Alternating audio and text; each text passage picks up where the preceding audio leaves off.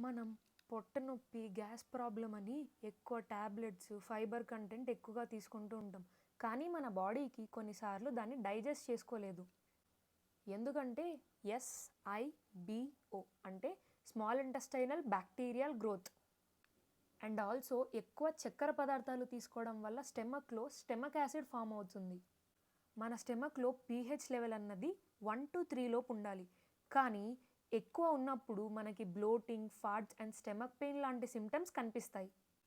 Build salts, ginger, fennel, mint, Apple cider vinegar ఇలాంటివి మన digestion ప్రాసెస్ని స్లో చేసి దానివల్ల ఇంటెస్టైన్లో ఉన్న ఎంజైమ్స్ మిగతా డైజెస్టివ్ జ్యూసెస్తో కలిసి ఫుల్ డైజెషన్కి హెల్ప్ చేస్తుంది.